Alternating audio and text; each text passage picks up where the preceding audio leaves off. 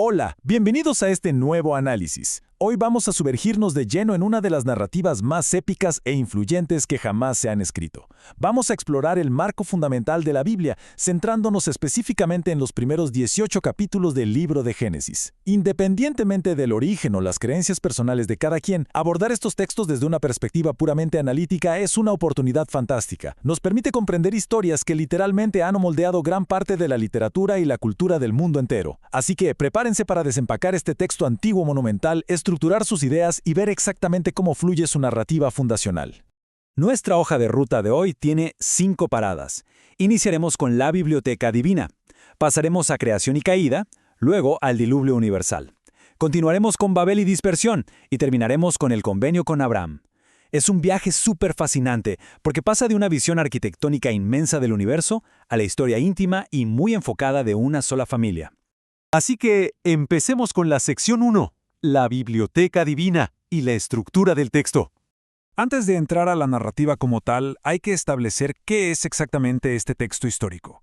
Seguramente han escuchado la palabra Biblia muchísimas veces, ¿verdad? Bueno, según la introducción de la fuente misma, esta palabra tiene un origen griego bastante revelador. Significa sencillamente los libros. Muchas veces tendemos a pensar en la Biblia como si fuera una sola novela, escrita de principio a fin por un único autor. Pero el texto en realidad se define más bien como una biblioteca divina, toda encuadernada en un solo volumen. Es una vasta colección de escritos antiguos unidos bajo un propósito común. Y para que se den una idea de la inmensa escala de esto, la fuente señala que esta biblioteca se compone de exactamente 66 libros. Estos se dividen en dos grandes bloques, el Antiguo Testamento, que tiene 39 libros escritos principalmente en hebreo, y el Nuevo Testamento, con 27 libros en griego. Es un alcance verdaderamente masivo.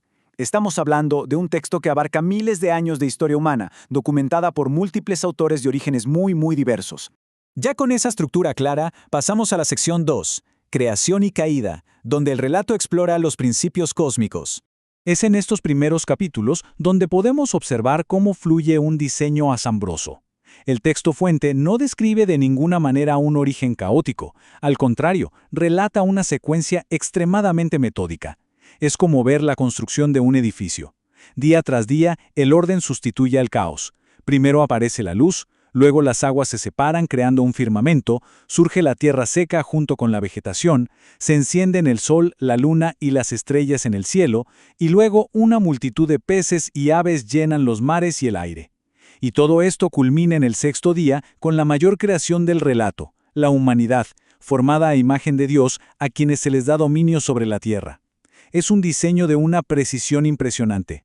Luego la narrativa concentra su atención en el huerto de Edén y nos presenta dos árboles fundamentales. Y fíjense en esto, porque funcionan en completa oposición narrativa. Por un lado tenemos el árbol de la vida. Por el otro, está el árbol de la ciencia del bien y del mal. El texto es súper directo.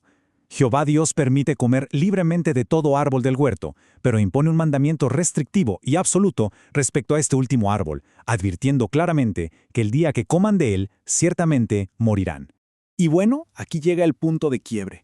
Una serpiente astuta engaña a Eva asegurándole que no morirán, sino que sus ojos serán abiertos. Tanto ella como Adán consumen el fruto, y según la fuente, las consecuencias cambian el rumbo de la historia humana de inmediato. Experimentan la muerte espiritual y física, se multiplica el dolor en el parto, la tierra es maldecida produciendo espinos, lo que fuerza a la humanidad a alimentarse con el sudor de su frente, y finalmente la expulsión. Son echados del Edén y la entrada queda fuertemente custodiada por querubines y una espada encendida. Es la dolorosa y dramática transición de la inocencia a la mortalidad. Avanzamos a la sección 3, el Diluvio Universal, un periodo de escalación y purificación. El puente temporal entre la caída y el diluvio es fascinante. A través de genealogías altamente detalladas, el texto cubre saltos gigantescos de tiempo. Desde Adán, la línea avanza generación tras generación, presentándonos a figuras extraordinarias. Por ejemplo, en la séptima generación está Enoc, de quien el texto dice que caminó con Dios hasta desaparecer. Luego sigue Matusalén, asombrosamente famoso por vivir casi un milenio entero, hasta llegar a la 10ª generación con Noé. O sea, estas genealogías actúan literalmente como la columna vertebral de la cronología antigua. Al llegar a la época de Noé, el relato indica que la tierra se había llenado de corrupción. Como respuesta, se decreta un diluvio masivo, pero al mismo tiempo se otorgan instrucciones arquitectónicas sumamente precisas para preservar la vida. Y el arca no era un concepto vago ni un barquito cualquiera. Debía tener exactamente 300 codos de longitud, 50 de anchura y 30 de altura, construida con madera de gofer, calafateada con brea y dividida internamente en 3 pisos. Es a través de este plano técnico y tan estructurado que Noé, su familia y los animales sobreviven mientras las aguas prevalecen por 150 días. Cuando las aguas finalmente ceden, el mundo es un lienzo en blanco. Se establece un nuevo orden y un convenio eterno entre Dios y toda carne. El mandato inicial del Edén de fructificad y multiplicaos se repite, pero ahora con nuevas reglas. Se permite el consumo de carne, pero con una restricción absoluta contra consumir la sangre. Además, se decreta la pena capital para el asesinato. Y como un cierre memorable para este capítulo, el arco iris se coloca en las nubes como una señal visual del pacto, recordando que la vida jamás volverá a ser destruida por las aguas. Lo que nos lleva a la sección 4, Babel y dispersión. Vamos a ver cómo el texto explica la división de la humanidad. Generaciones después del diluvio, la humanidad vuelve a crecer, y el relato presenta una lección profunda sobre la ambición humana unificada. El proceso ocurre en 4 pasos clave.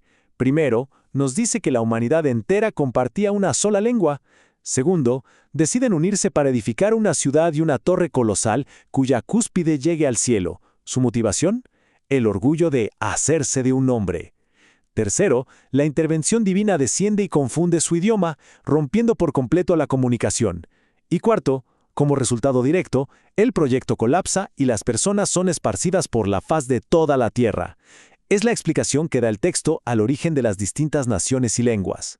Llegamos finalmente a la sección 5, el convenio con Abraham, y un nuevo enfoque en la narrativa. A partir del capítulo 12 hay un giro monumental. La escala épica y global que abarcaba el cosmos entero se reduce drásticamente. Es como si el lente de una cámara hiciera zoom de repente para enfocar el viaje de un solo hombre y su familia. Abraham deja su tierra en Ur, y este profundo cambio de identidad se refleja visualmente a través del cambio de nombres. Abraham se transforma en Abram, que significa padre de muchas naciones. A su vez, Sarai pasa a ser Sara, la madre de naciones. En esta cultura antigua, los nombres funcionaban como verdaderos contratos, simbolizan la inmensa magnitud del convenio divino en el que acaban de entrar. Y es que las promesas que componen este pacto conllevan un peso multigeneracional inmenso. Pensemos en esto. La promesa es una descendencia literal y visualmente abrumadora, como las estrellas de los cielos. Se asegura que a través de este linaje, absolutamente todas las familias de la tierra serán bendecidas. Se le otorga la heredad perpetua de la tierra de Canaán y se instituye la circuncisión como la señal física del pacto. Estas promesas no son un detalle menor, se convierten en la roca sobre la cual se edificará la historia religiosa de la civilización occidental. Todo este arco culmina en un momento narrativo brillante. Imaginen la escena. Sara tiene 90 años y no tenía hijos. El cumplimiento de un pacto que exigía una descendencia innumerable parecía biológicamente imposible. Cuando 3 mensajeros anuncian que Sara tendrá un hijo llamado Isaac, ella se ríe en su interior. Y con justa razón, desde una perspectiva humana sonaba absurdo. Pero la respuesta a esa risa queda plasmada en una cita poderosísima. ¿Hay para Dios alguna cosa difícil? Este instante valida el convenio por completo, estableciendo que la fuerza de la promesa divina trasciende las limitaciones biológicas. Lo que hemos explorado a través de estos primeros 18 capítulos revela la magistral construcción de un andamiaje histórico y literario. Pasamos desde la formación misma del mundo, el declive moral, la catástrofe y preservación a través del diluvio, hasta aterrizar en los pactos específicos con una familia nómada. Todo esto nos deja con una gran pregunta para reflexionar.